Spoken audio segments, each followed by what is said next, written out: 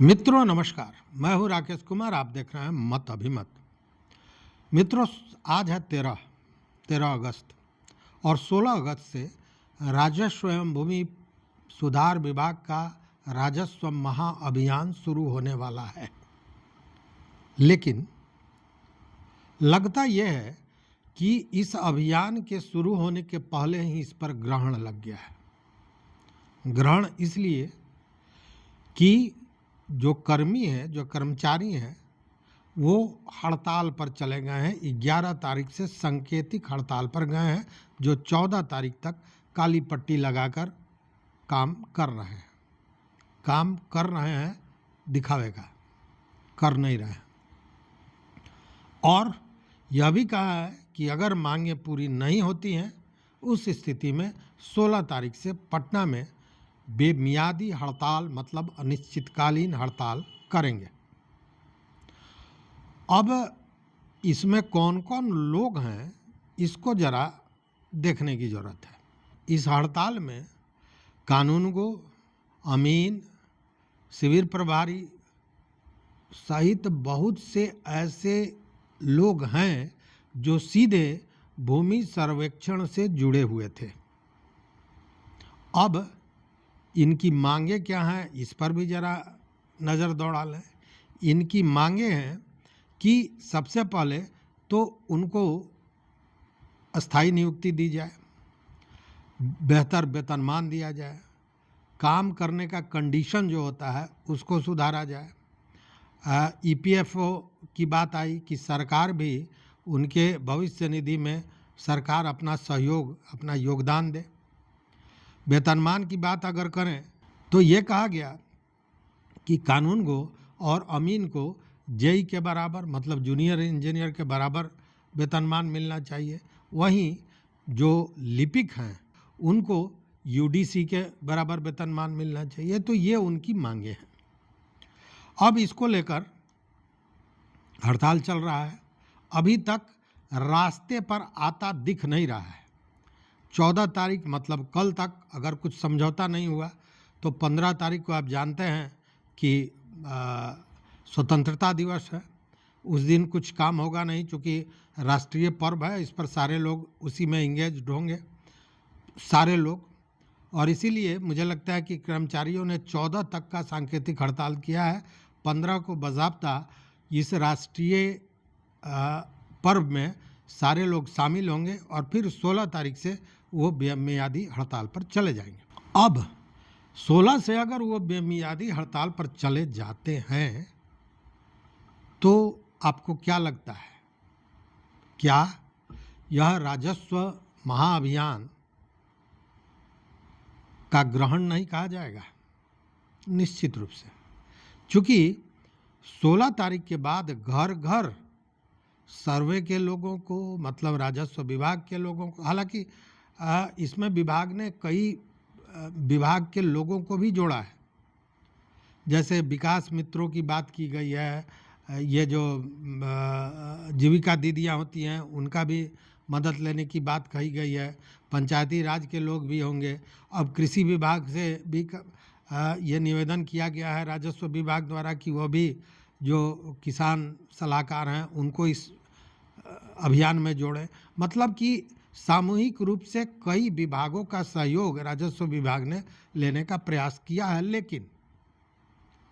लेकिन मूल रूप से इस काम के जो जानकार हैं, जो करने वाले हैं, वो तो राजस्व विभाग के ये जो सर्वे से जुड़े हुए लोग हैं जो हड़ताल पर चले गए हैं वही है।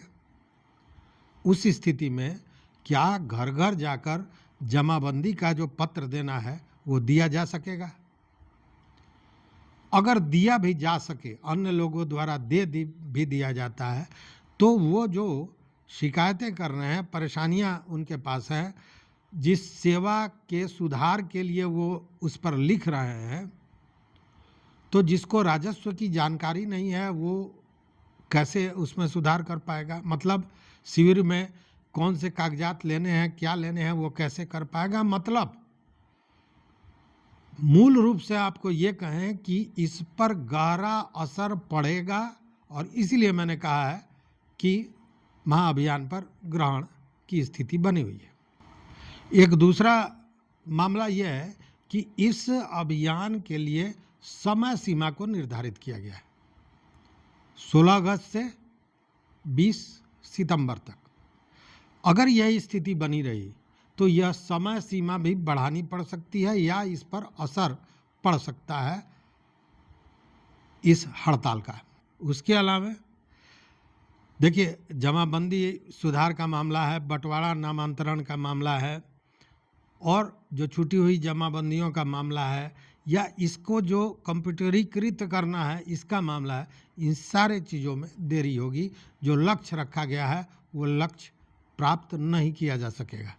दूसरी ओर ये कहें कि अब वो 16 तारीख के बाद जो समय आएगा वो एक तरह से कहें कि आम आदमी के लिए भूमि संबंधी जो सहायता है, जो कार्य है, उसमें एक तरह से कहें लॉकडाउन की स्थिति का अनुभव किया जा सकेगा। कोई काम होगा ही नहीं, तो लॉकडाउन ही ना हुआ, ये स्थिति बनने जा रही है।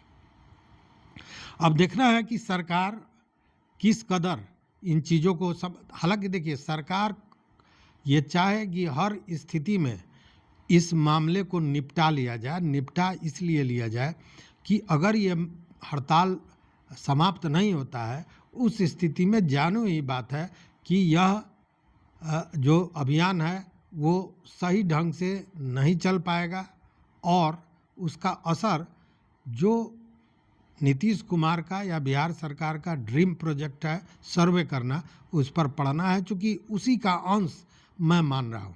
हालांकि इसको लेके आपको याद होगा कि राजस्व कर्मियों द्वारा इसी जून में भी इस तरह की हड़ताल की गई थी। सारे राजस्व कर्मी थे उसमें, और उसमें सरकार द्वारा बज़ाब्ते कई मामलों पर समझौता हुआ था। उसमें सरकार ने उनके वेतनमान को ठीक करने की बात कही थी, उनका पदनाम बदलने का बात कहा था, कई बातें हुई थी, और उसके बाद वो हड़ताल समाप्त हुआ था और फिर ये नई स्थिति पैदा हुई है। अब ऐसे में देखना यह है कि इस महाअभियान के पहले, मतलब 16 तारीख के पहले मात्र एक दिन है कल, क्या कल सरकार इसका समाधान निकाल सकती है? हालांकि जो बातें हुई, हमारी जो जानकारियां मिल रही हैं, उसमें अगर आंशिक रूप से भी उनकी मांगों को मान लिया जाए तो ये जो हड़ताली कर्मचारी हैं वह काम पर आ सकते हैं, लेकिन उसे पूरा करना होगा। चूँकि होता यह है कि समझौते हो जाते हैं और उन चीज़ों का क्रियान्वयन नहीं होता है, जिसके चलते आक्रोश और बढ़ते जाता है। तो देखते हैं कि महाअभियान पर क्या होता है। ये जो ग्रहण का बादल लगा हुआ है वो छटता है या फिर ग्रहण लग जाता है। तो इस वीडियो में बस इतना ही। देखते रहिए मत अभिमत। मित्रों, चैनल पर नए हो तो सब्सक्राइब कीजिए, लाइक कीजिए, दोस्तों के साथ शेयर कीजिए और अपना विचार जरूर दीजिए। बहुत बहुत धन्यवाद। कोटिशः आभार।